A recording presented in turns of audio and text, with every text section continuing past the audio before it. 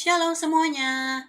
Perkenalkan, nama saya Geraldine Triono dengan NIM 7120230045. Pada kesempatan ini, saya akan membahas tentang agama dan keindonesiaan dalam pergerakan kemerdekaan Indonesia pada tahun 1908 sampai 1945. Berdirinya organisasi Budi Utomo pada tahun 1908 adalah peristiwa penting dalam sejarah karena menandai awal perjuangan untuk kemerdekaan Republik Indonesia. Hari itu dikenal sebagai Hari Kebangkitan Nasional.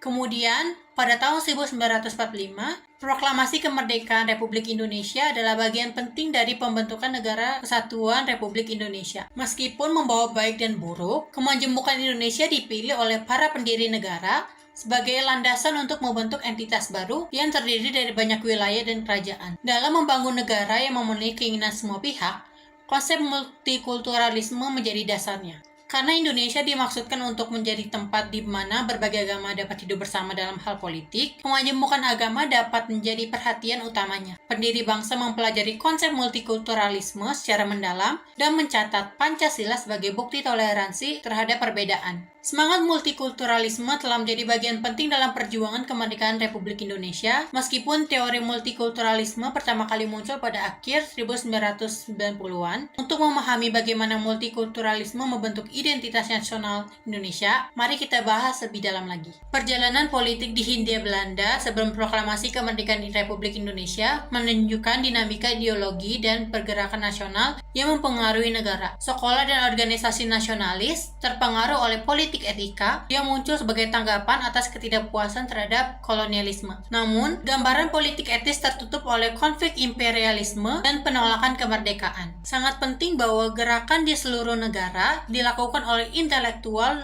dan mahasiswa. Identitas nasional dibentuk oleh berbagai ideologi, yaitu nasionalisme etnis, nasionalisme Islam, dan nasionalisme Marxis-Sosialis. Konsep Nasakom dibuat oleh Soekarno untuk mencoba menggabungkan kekuatan ini. Pada Kongres Sumpah Pemuda Indonesia kedua, Sumpah Pemuda dideklarasikan sebagai pengakuan bahwa Indonesia adalah negara multikultural. Sidang BPUPKI membentuk dasar negara. Ketegangan terlihat dalam perdebatan antara nasionalis Islam dan nasionalis lainnya tentang agama dan syariat. Presiden harus beragama Islam ketika kesepakatan dicapai. Tetapi pada tanggal 18 Agustus 1945, kesepakatan baru yaitu menggantikan nama Tuhan Yang Maha Esa, mencegah teokrasi dan mendorong kesetaraan. Dasar inklusif dibangun oleh keputusan-keputusan ini, termasuk perubahan pada proklamasi dan piagam Jakarta. Sebagai dasar negara, Pancasila melihat setiap orang sebagai setara. Ini menciptakan negara yang menghargai keragaman dan inklusi. Keputusan untuk menghindari aspek eksklusif proklamasi menunjukkan bahwa keinginan untuk membangun Indonesia yang berbeda dan adil. Semangat kesetaraan di tengah keragaman mengiringi perjalanan menantang menuju kemerdekaan dalam sejarah politik Indonesia. Dipimpin oleh mahasiswa intelektual, gerakan nasionalis inklusif melampaui agama, suku, ras, gender, dan golongan.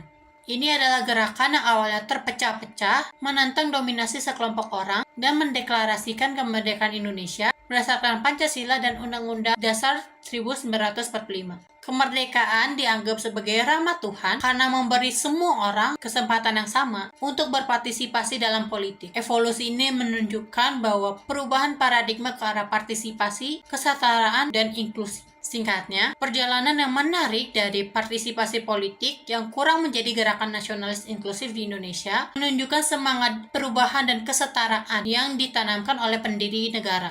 Sebagai rahmat Tuhan, kemerdekaan Indonesia memberi semua orang kesempatan yang sama untuk berkontribusi pada kemajuan bangsa, rakyat, dan negara. Mari kita berkolaborasi untuk mempertahankan prinsip-prinsip yang inklusif, memperkuat kolaborasi, dan mencapai tujuan untuk Indonesia yang adil, merdeka, dan maju. Demikianlah yang bisa saya sampaikan. Mohon maaf apabila terdapat kesalahan penyebutan kata yang saya ucapkan. Terima kasih, Tuhan Yesus memberkati.